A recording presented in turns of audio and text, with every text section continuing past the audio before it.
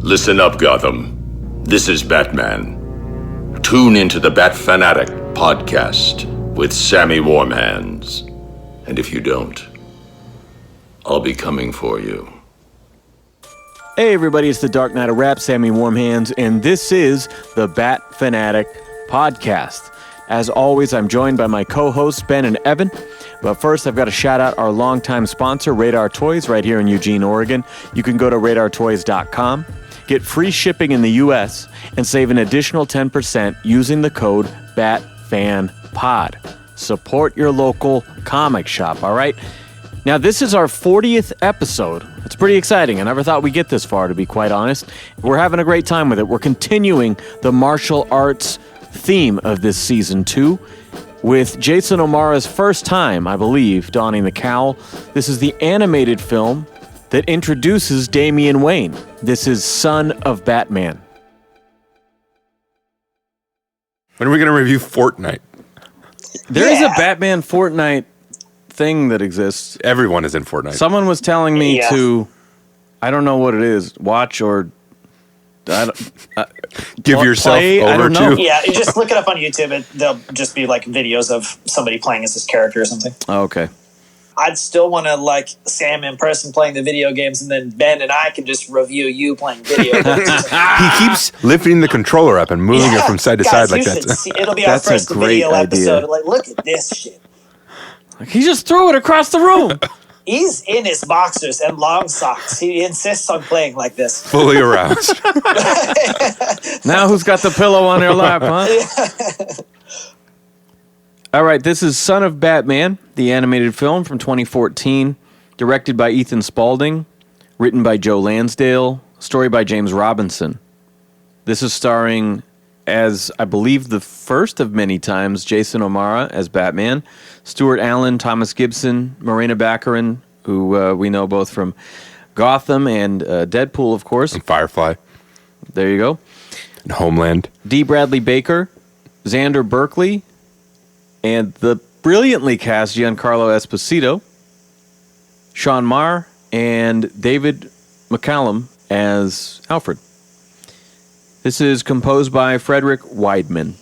Initial thoughts on Son of Batman, continuing our martial arts world of the Bat. You stare at me when you say that. You're closer than the screen I across thought that was there. just a dig because I'm always saying, like, I like the martial arts stories. No, this is my idea for the season, as that's kind of the direction we're headed. I think that you need to make more of an effort to include me, since Ben is so close to you. You don't need to look to Ben. Look. Can you show him your butt again? Do I widen my eyes when I look at you? We're so far apart. Yeah, sold. Normally I have the phone right up by my face, but I was thinking for a second that I'm always really impressed by your guys' ability to, Sam, you always remember album titles and you're good with years. You hear that sounded as a compliment for both of us, and then it just switched over to a compliment just for you. No, that's how it should be, I think. Shut up. I'm addressing individual categories. I was trying to praise you individually on different things. So, you're saying actors, names, and Ben's like this show. And for a second, I was coming down on myself like, I can't remember stuff. I can't remember these things. You should come down on yourself for that. You suck. Yeah, but it's not true. Instead, they're full of like anime directors' names and like I don't remember the things that you're remembering. I just remember. I remember Pretty Lady was in this show and in this show and also. Exactly. All right, now do me again with more compliments. But yeah, initial thoughts on the film.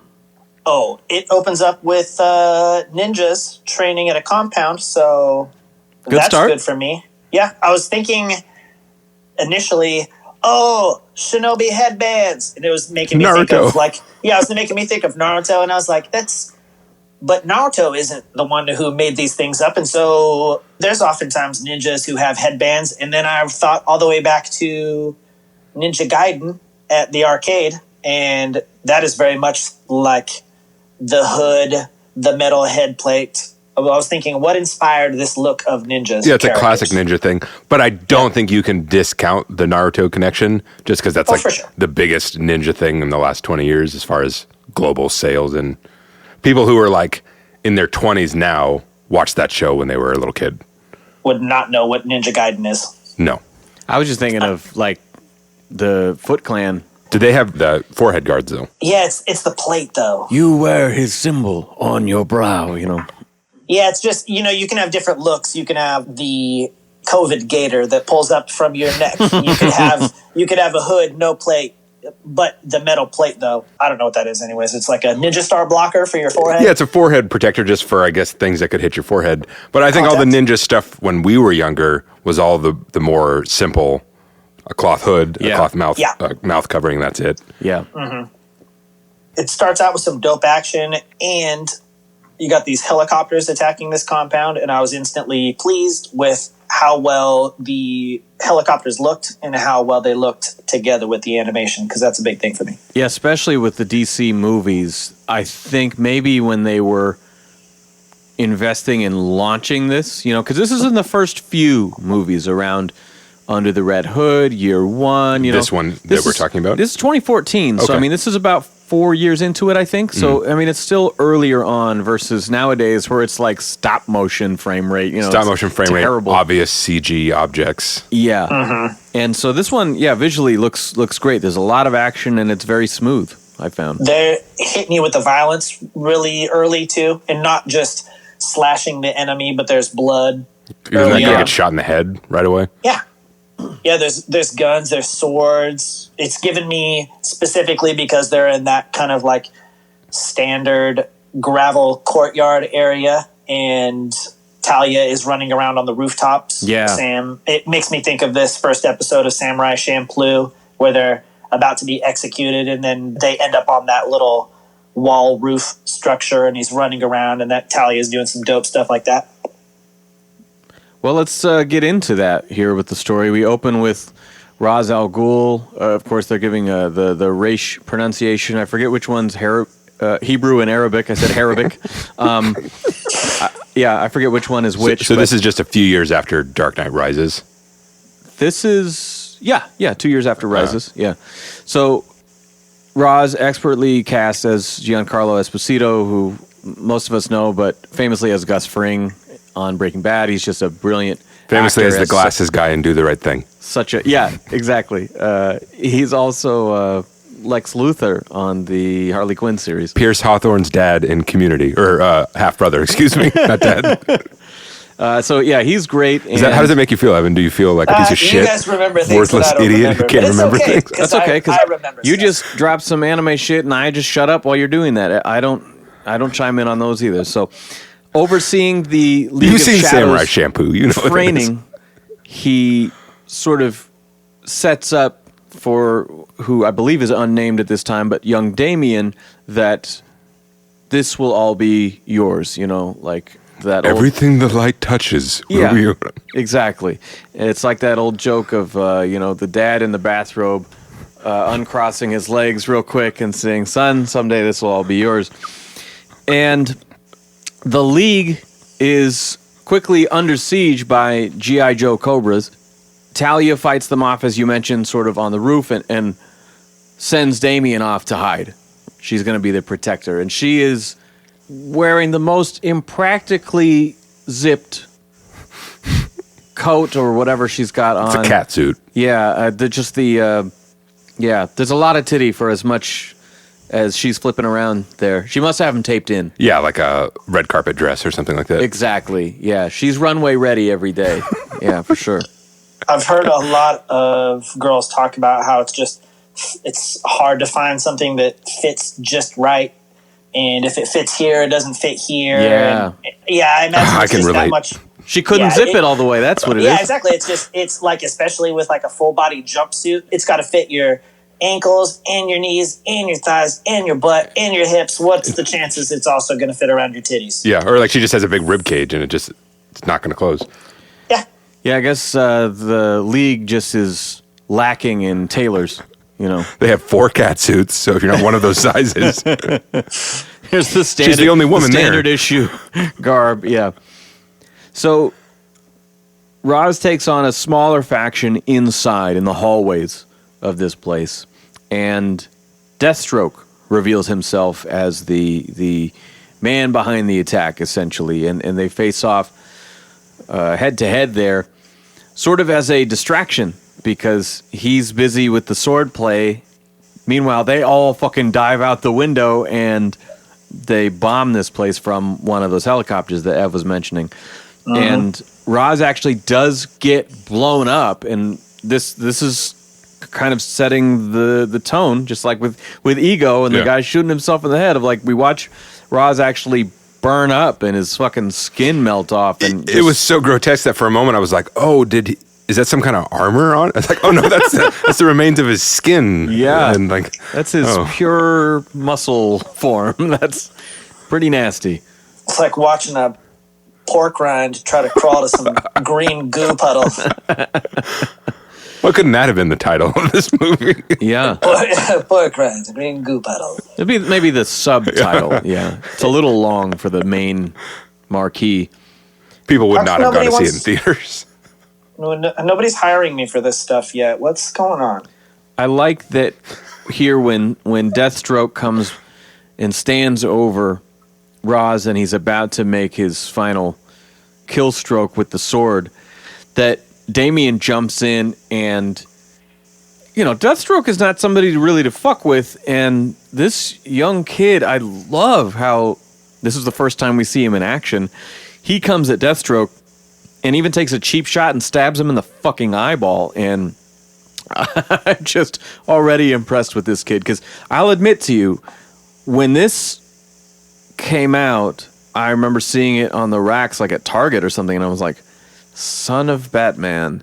I'm not a big fan of Grant Morrison, so I hadn't read the stuff before, and I was like, are they just fucking that desperate for ideas, man? I was like, that looks fucking stupid. Or like the 5th sequel to a Godzilla movie. It's like Son of Godzilla. Yeah, really. And so it took me a while to get around to it, and I think they eventually had it on Netflix, and that's where I saw it a couple years back, and I was really impressed just right out the gate. Like, okay, this is way cooler than I thought it was going to be. I like the character of Damian. I think that's a neat... Yeah. Because he's already had a bunch of surrogate sons, and you've done the first one who's an acrobat but pretty well balanced, the second one who's all fucked up and that didn't work out, and then the third one who's like a genius detective. Yeah. So we've had those. So what are you going to do for his actual son that's interesting and unique? And I think making him sort of akin to Cassandra, who we talked about recently, is what's interesting about him, because he has that background. Yeah, trained from birth by the best fighters and assassins in the world, and given that mindset on top of it. Exactly. And having his mother be Talia, who's like also a really cool character, very capable, being the grandson of Raish. Just like it's a really interesting choice of elements to form his son out of. Yeah. And I think it pays off. And I also like that this story, although with Deadshot is like one of 7 DC characters that they always introduce as like the greatest assassin in the world. Yeah. It's like Deadshot and Shiva and Cassandra Cain's dad, whatever Cain. Oh, yeah. And the other guy who wears a full head thing but shoots Will Smith. Deadshot. Deadshot. Yeah. They're all like the best assassin in the world. Yeah. But this being another like taking things that we know and creating their own universe out of it. Because in this one, he doesn't have an eye patch yet. Yep. Apparently he was trained by the League of Assassins also. Yeah, and sort of their rogue member who kind of fell out, and this attack is him trying to take it over. It's kind of a coup. Yeah. And some of that, there's other elements in this story, and also some of the other stuff they do, seems like them looking at the movies and going like, well, that was a neat idea, so we'll just kind of take that because people will be familiar with it. Yeah. And also it's a good jumping off point, like with Bane being a League of Shadows guy. Yeah. Like they kind of lean on that, but not in a way that feels unoriginal. That makes sense. I hadn't really put that together, but I also, again, I'm not familiar with the source material on this, so I don't know how much of it's from that. Yeah, during their fight, I was thinking, I didn't realize that that's how Deathstroke became a pirate. I don't think it is. No. That character's from the 70s at least, not. I think. While you guys were talking and you were talking about the difference between Damian and these other Robin characters, I was thinking that it's interesting that these multiple Robins are all kids who aren't his child and he raises, but he wasn't raising his own child. Yeah, that's true. And that's actually a great segue, because the way that this ends is that they, Deathstroke, once he gets stabbed in the face, retreats. Like a bitch. Yeah. How did he go out? He went out like a bitch. Little iced tea for you. But they tracked down Roz. He's not where his body was left, and he had dragged himself into the pit, but fell short a little bit. And so he's actually fully dead this time. And Talia is very matter of fact on a grieving Damian and said, let's go. It's time to meet your father. And I stopped my notes right here and just in all caps, what an opening. Because, I mean, this is only 5-10 minutes in, something like that we've already seen this much. And I am so impressed. Yeah. Not impressed. Superman, not impressed. Yeah. Thanks, Henry. Yeah. I will say there's an interesting thing with the animation and the overall direction of the scenes where, like, comparing it to Soul of the Dragon, where, like, on average, I think the animation on that is worse than this or less consistent. But nothing in this, and this is not like a big criticism, but nothing in this matches the level of that flashback Shiva fight scene. Because it's like the choreography in this is good, but the camera work is never super exciting or out there. Soul of the Dragon had a little closer to that Ninja Turtles crossover action, you know, where it was really elevated in the fight scenes. Like it's like when Birds of Prey brought in, like, okay, we need to spice up the action. Let's bring in the guys from John Wick. Can we shoot a sequence or two with these guys? You know, like they're really learning how to do action well. Yeah.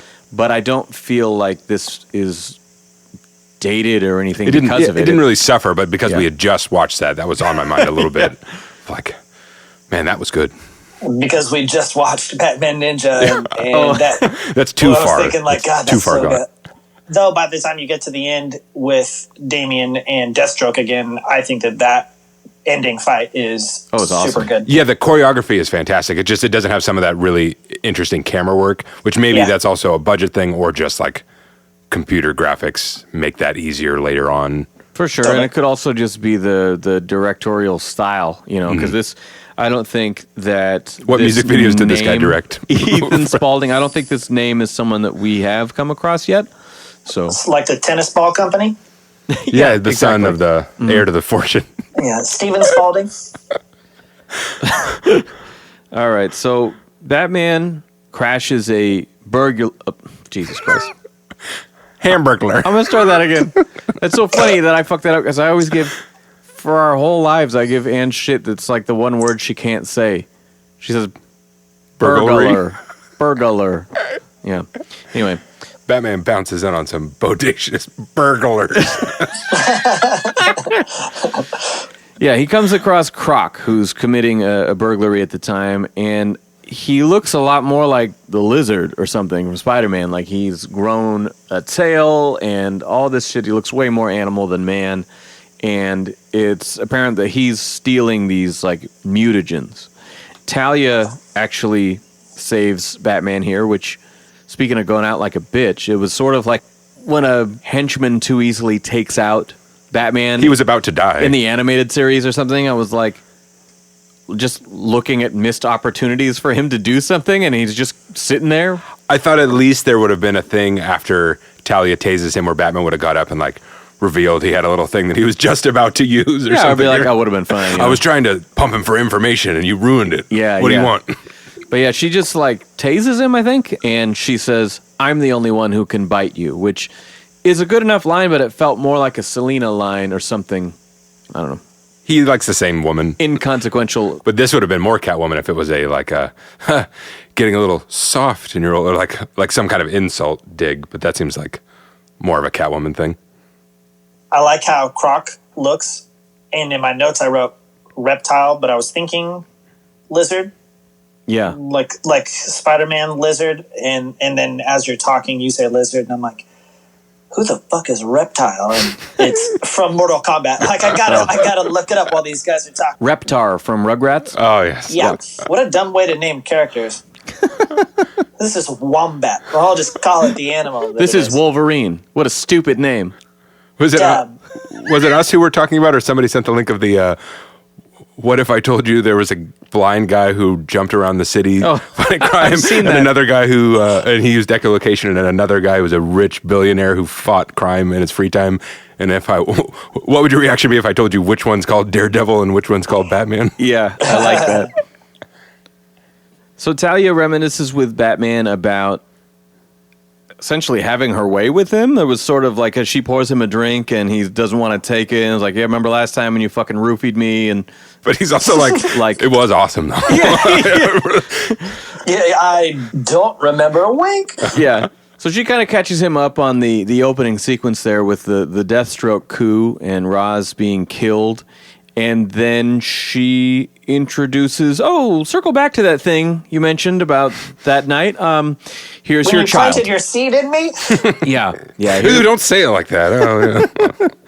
Here's your child. I think it's just worth mentioning in that scene when she's like seducing him in that hot dress that Damian is just standing behind the curtain waiting. Yeah. He's like, mom's just being mom again. When are you going to get to me? I'm right here. Yeah. I'm going to go fuck your dad, and then you come in after we're done. Do you think Damian get him all worked up? When Damian finds out that his dad is a billionaire, do you think he's like miffed that he wasn't hanging out with him the whole time doing billionaire shit? Or I bet you the league has tons of money, and he's also been like the only thing he cares about is being the best at violence, and that's it. He seems pretty well indoctrinated. I mean, when they do get to the cave, Alfred's showing him around thinking like, like I've done this with the other Robins that have come around, and they're always ready like, for the good life. Wow, right? And he's just like another little boy in the mansion, goody.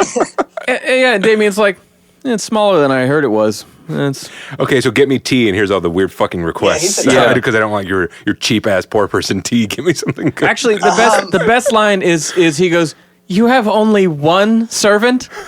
Like I heard all this shit about you. Like, okay, I guess you're not as ballin' as I thought. I don't have any servants. He's my friend.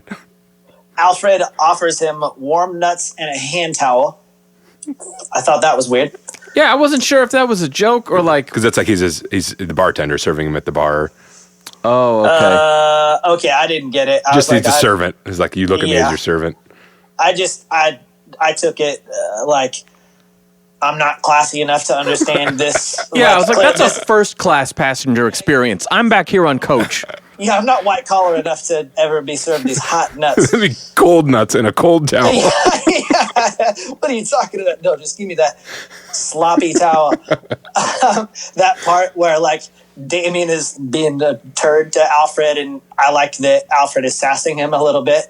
And then after they part ways, Alfred comes into the Batcave, and he says, I've been released by Master Damian. Like, I miss him already. Even before when they go there, Batman's like, we're going to have company. And his line was, a sleepover. Oh, goody. Oh, goody. His delivery in this is fantastic. I love this Alfred. Super dry. Also, like, that's the beginning of the recurring bit of we're going to take the car back to the cave, and Damian just immediately going, I'll drive.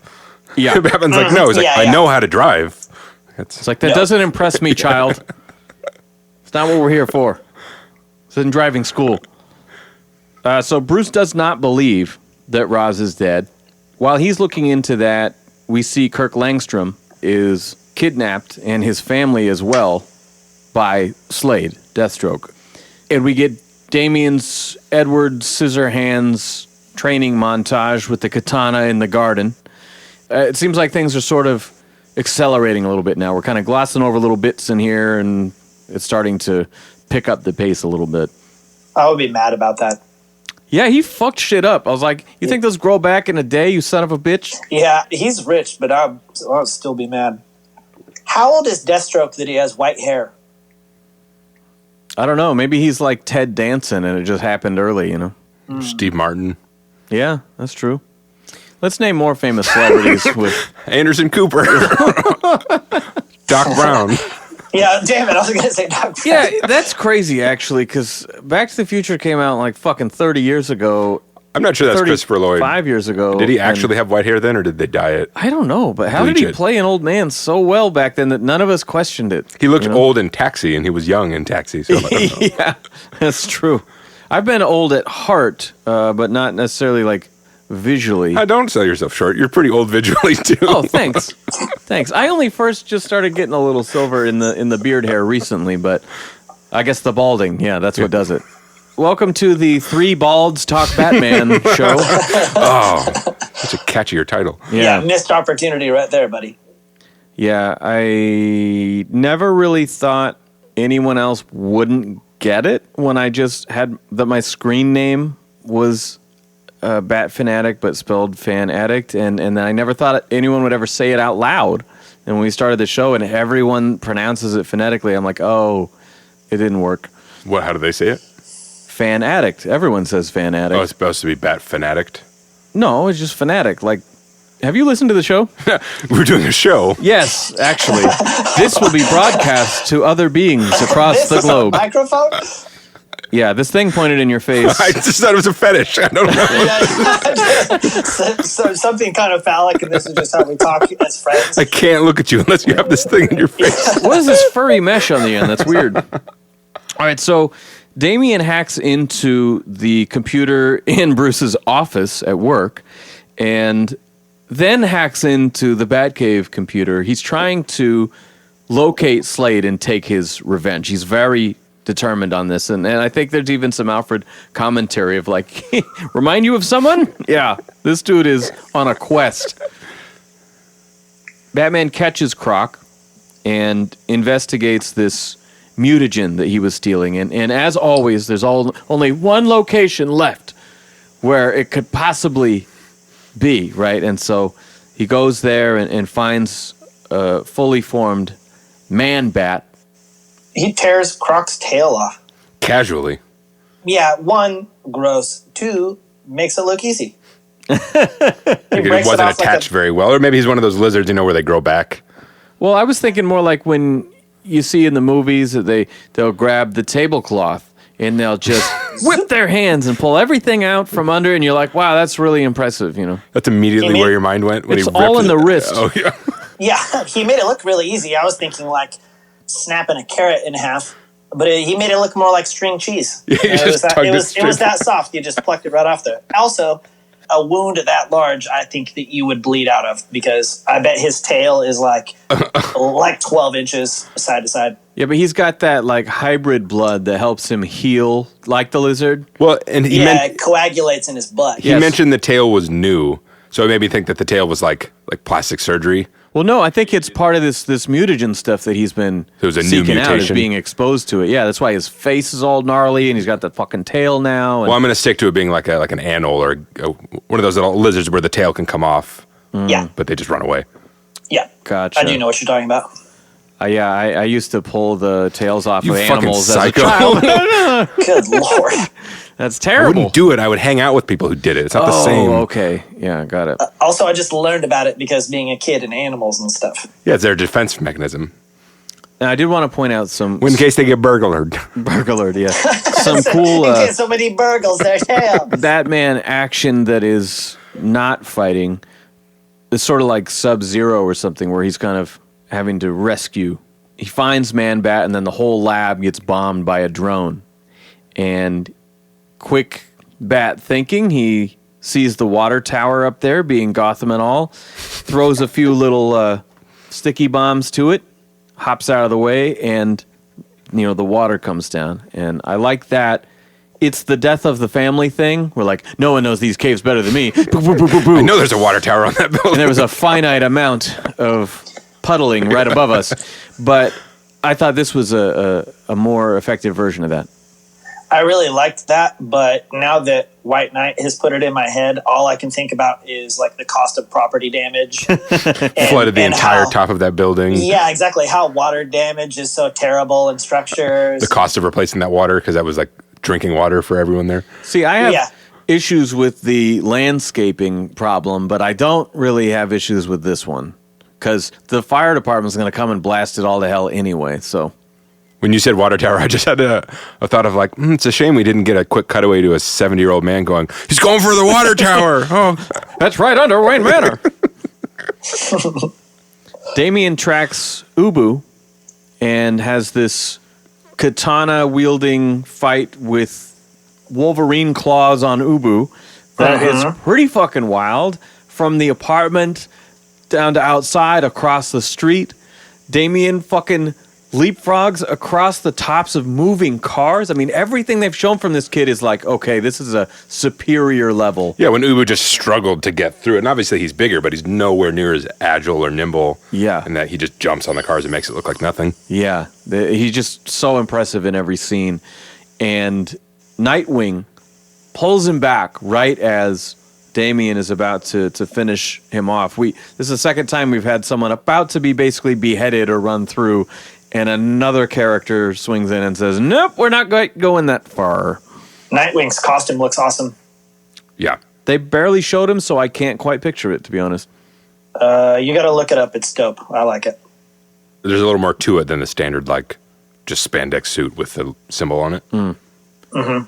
When they go back to the cave and Alfred's stitching up Dick's injuries from that little confrontation, he just about tells Damian to go fuck himself. Like, both him and Alfred are like, this new kid is the worst. They're flicking each other's shit back and forth, but he's like, yeah, and why don't you go? And Alfred was like, fix some supper or something. He cuts him off with some innocent other F word there, and I like that a lot. Agreed. Don't curse in front of this little murderer. He can't handle that. Swear words bad. No, he's just like, don't piss off the fucking angry rodent over here in the corner. He'll bite you. Yeah, don't poke the bear, I guess. Then we get the Robin suit reveal pretty quickly after this, and we see Damian all suited up. I always liked the Damian suit style. I think pretty much anything from when Tim Drake was created on, we have pretty good I like Robin his comment suits. on that suit. Damian looks at it and he's like, a little effeminate, but... Yeah. Yeah. Little bastard. Flashback to young Bruce at the Coliseum as they head in there. He's having memories of going there as a kid. Batman coaches Robin to look before he leaps because he's just ready to charge in and fuck shit up. And he's like pointing out the security cameras. They're watching. They're ready for this kind of shit. But he throws Langstrom, I believe, through a wall and completely blows their cover. So it's just not... He's like, I'll get it out of him. Yeah, there's no... It's also very Jason. It really is, of him just being a hothead. And he's like 10. I mean, it makes sense. You'd think that these young children warriors would be a little more mature. Yeah. So well adjusted. Yeah. He does a similar thing in the opening scene, too, where he's told by his mom to just hang tight at the entrance of this building behind a pillar, and somebody's gun ends up on the ground, and he snags it and starts capping people, but he just doesn't listen to people. You're right. That is the first thing that we see is him shooting people, isn't it? Yeah. He has running down the stairs, just popping people Yeah, up. I think that was the real tone-setting moment for me. You're The right. little kid killing a bunch of guys with a gun. Not your grandfather's Robin. Move over, Not your Burt Ward. effeminate- There's some new blood in Gotham. Son of Batman. Fuck you, Nightwing. Yeah, fuck you, Nightwing. So as they're escaping here, they find an army of man-bats. That was a surprise. It's, I guess, sort of the Batman, Superman army of clay faces. Or no, army of Doomsdays. That's what it was that we saw. Well, and in that last book that we read, there's your random panel with Roz at the end with the sniper rifle and the man bats behind him, and we're what's up with Fool and all this. So what are we missing? How does this dude have how does this dude have all the man bats? Yeah, why is that even his goal or an interest of his to have a bunch of... Yeah, honestly, I don't know if the Croc Langstrom subplot here is not really essential to anything, but it sort of gives them something to team up on while the greater story unfolds, Yeah, but it probably could have not been there. Yeah. It was an excuse to have those characters in it. Yeah, they're probably just thinking of well, who don't we use a ton, you know? Everyone loves Man-Bat. Reptile. Yeah. Batman detonates the roof as they're swinging out. They both, Damian and Bruce, they grapnel out of the room, and there's a hole in the roof that they're going through. And as all the man-bats fly after them, he detonates the fucking roof. And you see these big metal structures crumble on top of it. And I was like, we don't kill Damian. All dead. Yeah, they're all dead. But don't stab that guy. Those weren't men. They were dead. Bats. More bats than men. Yeah, it's sort of like one of those, Suicide Squad had the, what are we shooting this army of monsters? I'm like, those were people? We just killed like 50 people? They're not people anymore. It's fine. One rule. Batman kills monsters, We saw Soul of the Dragon. Langstrom reveals that Roz hired him to make these super soldiers, and he felt that he couldn't safely turn the man down. If this dude shows up in your house, he probably knows any way to get you to do what he wants, so you better just fucking do it. Batman and Robin track down the Langstrom family and rescue them, and the daughter slips a message to Damian that came through Deathstroke, essentially trying to separate them. Langstrom produces an antigen under Dick's supervision, and Damian disappears just as Bruce realizes that Deathstroke now has Talia. So a lot of things moving very quickly at this point. It's interesting how they spend a lot of good time on certain scenes, and then they really just gloss over some shit real fast. Yeah, they could have leaned into the Deathstroke Damian thing more, the conflict between them, or like Deathstroke, his history with the League of Assassins and why he wants it or why he resents him. There could have been more of that instead of Man-Bat stuff and all that. We don't see a lot of the old flashbacks with Deathstroke and the League. I mean, that's like one of my biggest cons of this is just like all the Man-Bat stuff and all that middle stuff is just, it feels like they were trying to do something visual at the sake of the story. Yeah. Robin confronts Slade at the Lazarus Pit, and Talia is shot. Batman shows up as those two continue scurrying off and fighting. He decides to stay and rescue Talia. We're underwater at this point? Yeah. Yeah, we're in the underwater Lazarus. Okay, cool. Yeah. Well, how did you not mention that? We're in an underwater big offshore compound. Yeah, and while this is happening, they're on this big oil rig thing that begins to flood. This is where we get a Three Jokers shot of a shark eating a man-bat. It's cool. I like that. Which, again, adds nothing, but you sure love to see it. I can never see a facility like that and not think of the most banging theme song ever, and that is the intro to C-Lab 2021. Oh, I'm sorry. When you said most banging theme song ever, I thought you were going to say the X-Men animated series. The true better, actually. Give me a couple bars. Yeah, I don't know that one. It's very light. And when you're looking for me, you better check under the sea. 'Cause that is where you'll find me. Underneath the sea, underneath the water. This just in, this video flagged for copyright infringement. So Gordon machine guns these antidotes into a swarm of man-bats. They had that tech ready. Yeah, buddy. This is bordering a little on the absurdist Gordon that we see in the Harley Quinn universe, where it is just like crazy off the rails shit. So he flew to Europe with them? Yeah, this is sort of out of nowhere. I didn't think about it, but I neglected to mention the crossbow arrow turret. Yeah. Because when I first saw it in the beginning, I was like, that's dumb. But then I thought about Guts from Berserk and how he has a little arrow crossbow. But that's because they don't have bullets in their universe. They don't have that technology yet. Yeah, but I was like, I can't think that that's stupid and like this other thing, so never mind. But then I didn't make the comparison about the antidote Gatling gun. Needle Gatling gun. Yeah. They're both a little silly. But in the beginning, it does have a little bit of the Steppenwolf on Themyscira thing, where you're like, how are you simultaneously the best warriors and have the worst weapons. Like, how? I get it. Swords are awesome, and that's cool that you can go toe-to-toe with gun-wielding enemies when you have a sword, but also having a gun would make the whole thing a lot easier. He probably wouldn't have died. Yeah, like you Train could with do those as well. you could do a lot with a hammer. But, like, if you don't have a tape measure, you can't just lay out all your hammers and think that that's going to be close enough. You know, 8.5 hammers long. Okay. Yeah, you need a little bit more of the right tool for the job. So, yeah, Damian catches up to Deathstroke for the sword fight that you mentioned that, you know, looks really nice visually. At the same time, Batman pulls Talia out of the pit. She's fine, apparently. No Jason Todd effects here.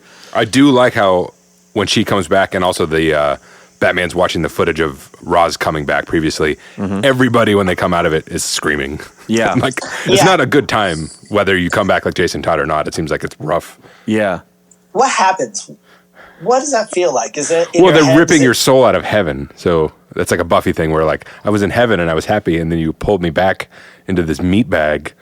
It's upsetting and painful. It's not like a chlorinated pool in your eyeballs. That's why they're screaming. Open in there. I think that Or like, was done on Gotham, actually, that Ra's had this plan that there was a certain way he needed to die with this certain sword, and Bruce had to be the one to do it, right? And it's this big, crazy fucking thing. And he does die.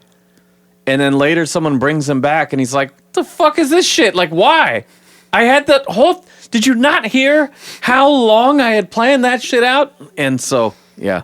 I guess I'll just hang out here now. God. Yeah. Come up with another fucking diabolical scheme.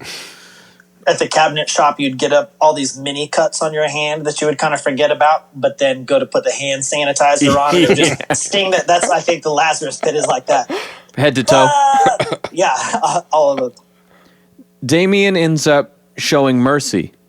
He gets the drop on Deathstroke here, and this is where we get kind of our first inclination that, okay, this could be a Robin. This could work, actually, because Deathstroke's sort of like, all right, finish me off, kid, which is something a grown man should always say to a child he just met.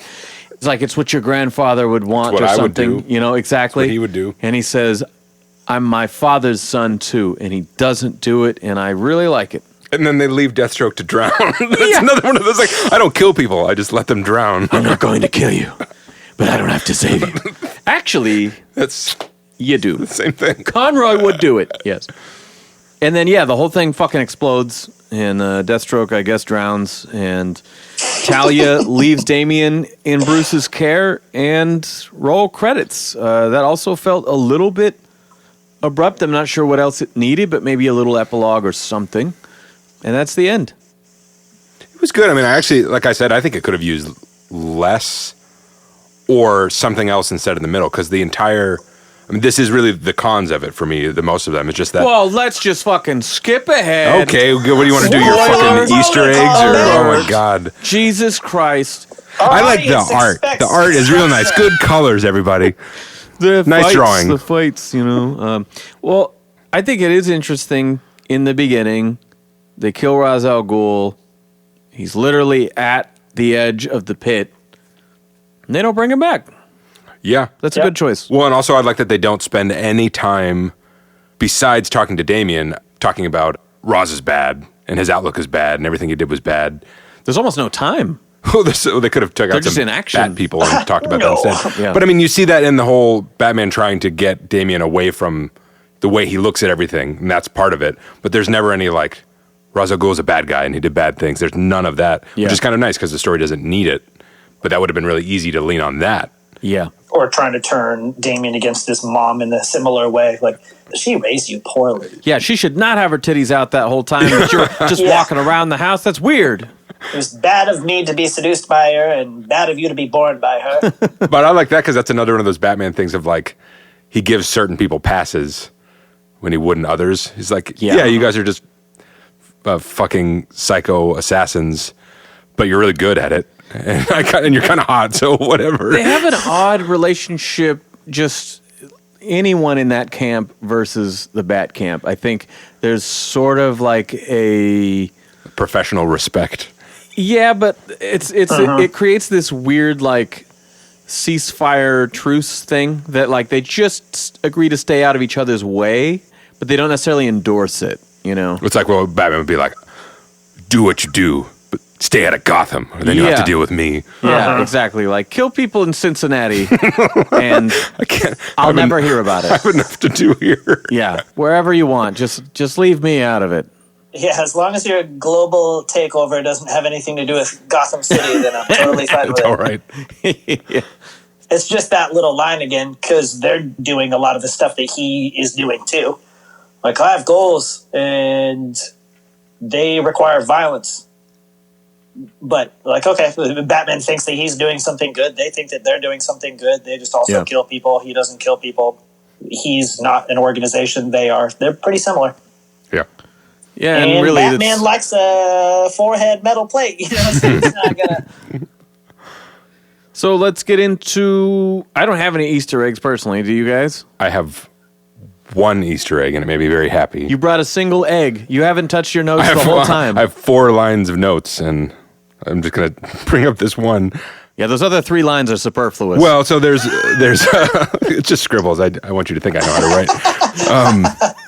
This isn't the best one, but there's one when Damian's attacking the topiary with his sword at Wayne topiary. Manor. What is Yeah, that? good. The Wow. the foliage animals, the Oh, trees okay, that grow okay. into things. Okay. He's fighting them with the sword, and then this is like, so far, Bruce hasn't been very negative towards him, but he also hasn't been very like warm or like, good job, son. Fatherly. None of Yeah. that stuff. He's like, oh, great. I am the father. Thanks, Maury. You Oh, no, fuck. But when he's watching him through the kitchen window kill the plants, he like smiles and he's like, what does he say? It's like, I can work with that. He has talent. Yeah. It's like violence fucking rules. He's good at violence. I He like does this. praise him. Alfred's like, you see this fucking asshole? And he's like, I sure do. This is Yeah. great. I can weaponize the fuck out of this child. Yeah. Rethink this. But my real Easter egg is when Damian attacks a boo-boo, a bobo, Ubu.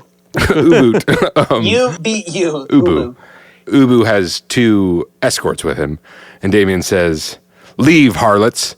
Yeah. Which felt like a direct reference to RoboCop with Red Foreman coming in and going, "Bitches, leave." That's awesome. And you can't tell me that every person who made this movie hasn't seen RoboCop. So That's Excellent funny. reference. Kurtwood Smith is the best, meanest fucking 80s villain, man. Yeah. And that is tough competition. But yeah, that's a great callback. I like that reference. Mine is barely an Easter egg, and it's just that when Gordon is shooting the Gatlin syringes, it made me think of Star Wars and Family Guy Star Wars, and how he shoots the stuff in the Millennium Falcon, and he says, "Don't get penisy, kid." Yeah. Actually, that's the same contraption they used to build the pool full of syringes in Saw 2. he shot a big Yeah. gun into a pool. Exactly. Little industry crossover. Yeah. They're like, can you bend the needles? Like, how would you do that? You'd need a certain velocity. Oh, I got it. Call Jim Gordon. Pros. Fine, I'll take it. Story. Okay. I like this story. Again, there are a couple of things that we could point out as flaws that might weigh it down, but I think that it's much better than the premise would allow. Like, if you just say to someone, check this out, it's called Son of Batman. He has a kid he doesn't know about who comes to live in Gotham. And you're like, fuck, god damn it. Like, just put your fucking time and money into something good. It seems like it could be a 60s Batman story and like be a lighthearted. It's hard being a dad. No. Yeah, it's like, you've read Dick Grayson. You've read Jason Todd. You've read Tim Drake. You've also read in the future, Carrie Kelly. Now get ready for the, how many is it? 5th Robin. It's like, Jesus Christ. This is not what I want, but it was so much better than it sounds. The designs are really good. I like the way the characters look, but ultimately it's just the way that they sell this idea in a believable way. It's like what Carlin would say about an offensive, quote-unquote, joke, where he's like, I find where the line is drawn, I deliberately cross it, take some of you with me and make you glad that I brought you along. It's like, I'm going to do something that is maybe not the best idea, but I'm going to do it in a way that you are glad that we did. And I fully am happy with this project. I think it could be a good thing to have your expectations a little bit low, because then maybe the bar for success is also lowered simultaneously. So then if they even kind of pull it off, you're like, cool, better than I thought it was going to be, Yes. even if it doesn't compare to something else. Yeah, if I walked into this thinking Phantasm, I'd be disappointed. But if I walked into it going like, well, that sounds stupid, then, and it's actually If you walk into good. it expecting Batman Ninja again. Well, yeah, like if exactly. This is exactly. Batman Ninja. This is a real What? Batman Ninja. What? That other one we watched is Batman anime. Yeah, This is Batman Ninja. I like that. Yeah, good point. I think that this looks better even than some of the more recent stuff that we've watched. Yeah, fully. Based on design and animation. Ben you're right in your Hey, noting. I like to be right the most. You already got your fucking yeah, compliment say it time. again. You didn't talk about the fight scene choreography, so Shit. that doesn't apply here. But the ending fight was super dope to me, and particularly brutal. Damian gets both of his arms Oh my stabbed, God, yeah. That was against rad. the tank, and then somehow like pulls his arm off it also, and Pulls his arm off the dagger because he can get it off, Yeah. and then uses that hand to remove the sword from the other arm. yep, Damn, I might have been there's- taking notes in that part.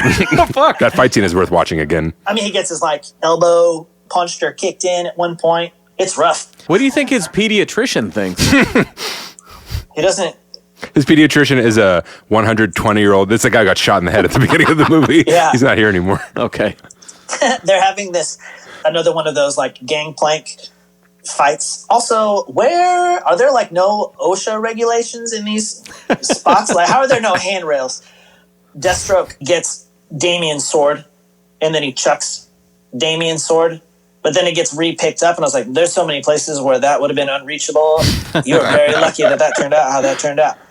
The Batmobile and the Batplane look cool to me. Batplane? Batwing. Batwing, which is also a guy. Yeah, I really hate. For a second, I doubted myself. I really hate that. Running Luke out of Fox's names. name is Yeah. the plane. Yeah, that kills me. Those vehicle designs were tight to me. Bat leg?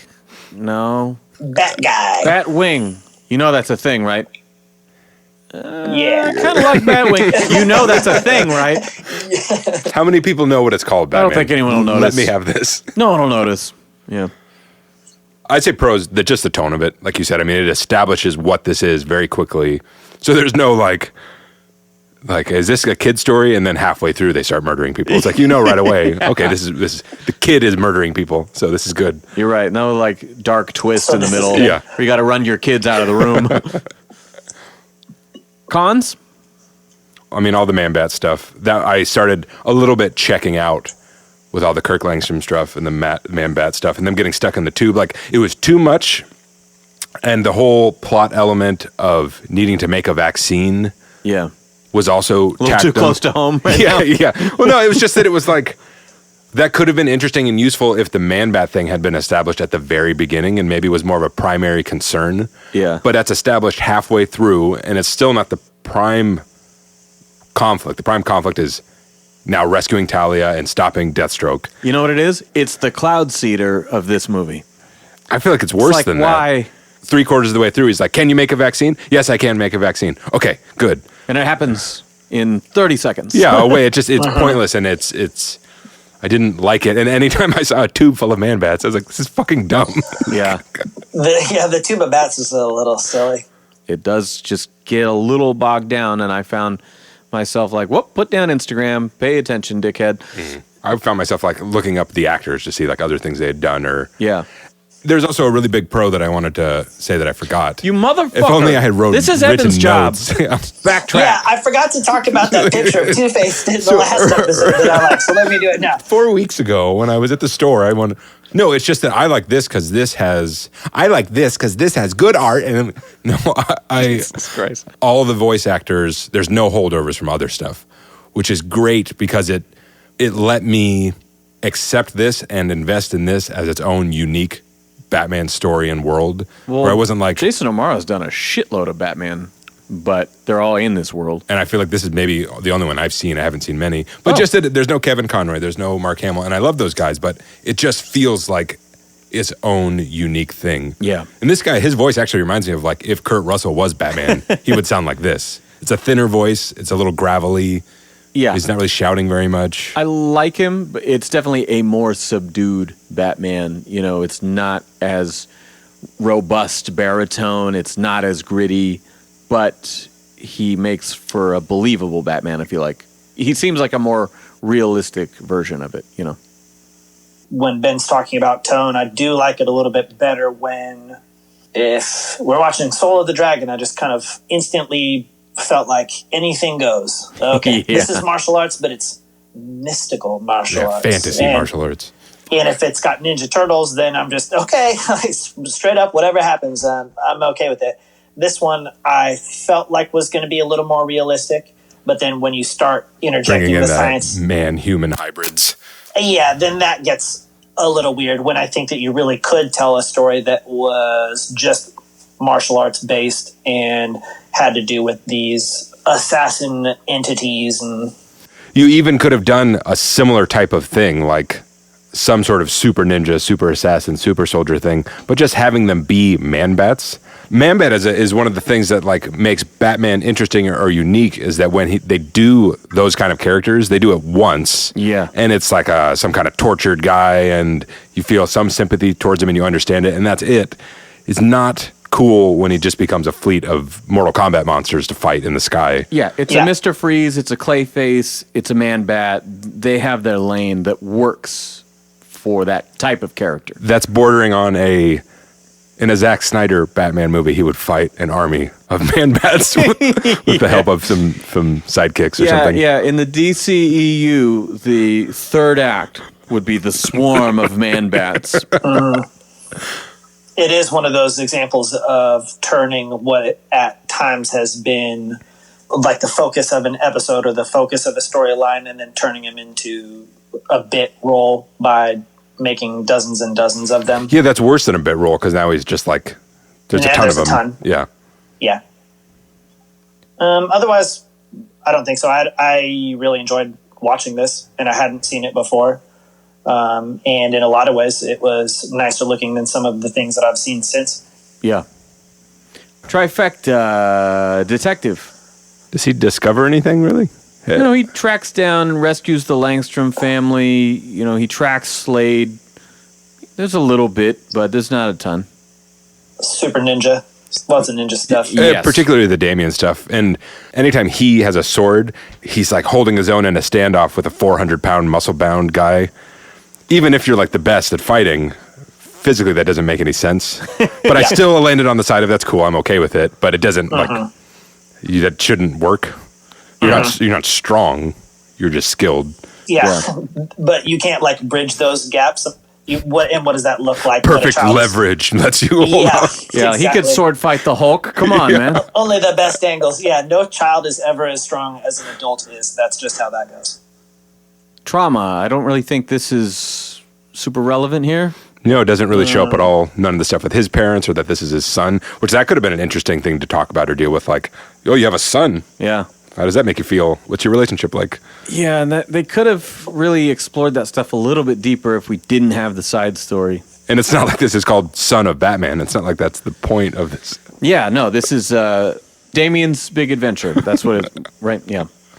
A lot of times it seems like, with the exception of Mask of the Phantasm, Red Hood is pretty intense, but they seem pretty intent on just making these like animated action movies and not really exploring some of the content. Like some of the deeper, more personal content will be left for the books, and these animated features will just be just a ride. Blockbusters. Yeah. I think that's a fair criticism. Yeah.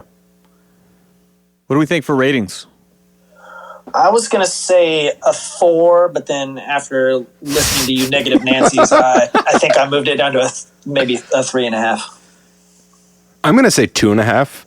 And I want to be clear again, not that anyone gives a shit. Who cares what numbers I say about this stuff? But so that's a 5 out of 10, and so that's like worse than an F. Like you would fail high school if I gave you a 2.5 out of 5. Yeah, that's how I read them. I don't mean it like that. I just mean it that because like I gave that to the last detective comic story that we did about Orphan, who is one of my favorite characters. If you think this sounds interesting, maybe check it out because you might like it a lot. I don't care about it that much. I don't really want to watch it again, and not like because I hated it. It was a fun little ride, but it didn't change the way I look at any of these characters. There was nothing super engaging or unique about the action in it. Ben needs to fully climax before he arrives in the 4 or 5 territory. Once or twice. It can't just be once. It needs to be like 2 or 3. No, but it's a 2.5 to me is not you failed high school. That's not what I mean to say by it, but just my overall reaction. It is, though. It didn't bring that much out of me. You are the reason that even the greatest movies of all time don't even approach a 10 or something on IMDb. Like, there's nothing even close to a 10 on there. Nothing. The greatest shows of all time, it's like, wow, this has a 9? That's crazy. But I think it's worth noting, Big Bang who Theory? cares? Fucking Citizen Kane is sitting at an 8.3 out of 10. It doesn't matter. You can like, still love it and how still does think that- it's the best thing ever. It doesn't. I'm not measuring it as a 2.5 in the sense that like a measurement of the work they put into it. To me, that's a measurement of how that made me feel. That's all. I'm going to rate it. I had written a 3, and I think I will actually go up to a 3.5 because it is, particularly the beginning and end, I think are very, very strong. And I would put that, if a 3 is the bare middle of the road, then I think It's a house without a roof. I think it is a little better than that. The water runs sometimes. No, the 3 is it's just a fucking house. You know, a 5 is your fucking Wayne Manor, right? And then a 1 is your cardboard box, and that's Batman Ninja. But yeah, I think it's probably 3.5. We're all sort of in a similar range on here of this is a good middle of the road animated film. If people like this, or if the characters in this are interesting, it's worth watching the Judas Contract animated movie. 'Cause that's a Teen Titans movie, and it's a readaptation of a Teen Titans story from the late 70s or 80s. But in this version, because of the way the timing of it works, Damian and Deathstroke are key players, and their relationship is key, and it's actually more interesting in that than it is in this. I will check that out because I'm sure that's on HBO Max. I think I've seen it. I think if anybody likes this, they should check out Ninja Scroll by Yoshiaki Kawajiri. Maybe watch a couple Because- hundred episodes of Naruto. Couple hundred, yeah, just to see if you Yeah. like it. Yeah. All right, guys. Well, before we go, I want to do a little reveal here that our next episode is going to be back in comics. And look what's out. Earth Oh, 1, nice. Volume 3. That's beautiful. Just came out this week. For all you people who are listening to this a month from now going, when the fuck did they record this? Yeah, so Earth 1, Volume 3 is out with very little fanfare. I just happened to see someone post about it, and I immediately went to Brad Anderson's social media and was like, oh shit, yep, it's out there. So Nice. pick that up. It's the book that we constantly compared to, having reviewed it so early on, that the whole first season, that was like the thing. Like Earth 1. yeah, Earth I like 1. what they did here, but you remember when they did Earth 1, it was Well, what cooler. about Jeff Johns, though? Yeah, and so I'm really trying not to project my expectations here, but I'll be interested to see if we like Volume 3 as much as 1 and 2. Spin around like 20 times so you're dizzy when you start it. So you're just a little, your brain is a little worse than it would be normally. I think I would enjoy it less if I was about to throw up in the creases of the pages. But your there. cynical expectations will be lowered because you'll be focused on your nausea. You just try to channel the feelings that you felt when you saw Son of Batman on the shelf at Target and apply those to your prior reading of Earth 1, Volume 3. It's gonna be fucking stupid. Yeah. Oh God, Yeah, another just say it Batman. to- it's- Oh yeah, God, he's it's- starting over again. I wonder how it goes. I wonder what happens to his parents. But here's the thing, that Volume 2, and I don't remember what it is. I just remember that there was a great cliffhanger. There was like a Catwoman. taste of Catwoman on like one page, and I was like, oh fuck, and then just like it never came back. So I don't know if this is the end. I kind of hope it's a trilogy, and this is like A strong fucking- ending. Yeah, exactly. So we'll see if Jeff Johns summons his Earth 1 energy or if he summons his Three Jokers energy. We'll see. Yep. Just repeat your negative mantras repeatedly and lower your expectations. And then Hold your breath. There's no way this can live up to the hype that's only been set by the three of us, apparently. Exactly. Just repeat it to yourself over and over. This is Robin. Thanks for checking out the Bat Fanatic podcast with Sammy Warm Hands. All right, that is our show. Thank you guys so much. As always, 40 episodes going strong. I hope that this will be the last time I have to mention the technical difficulties. This was recorded the same day as Batman Ego. I know it was probably a little more audible this time, so I apologize for that. But we have recorded the next two. The show must go on, and we will keep the martial arts theme as well as this DC animated universe going. But as promised, we've got to go into Volume 3 of the Earth 1 series by Jeff Johns, Gary Frank, John Sabal, and of course, the talented Brad Anderson on colors. So pick up a copy, do your homework, and we will see you next time for Earth 1, Volume 3.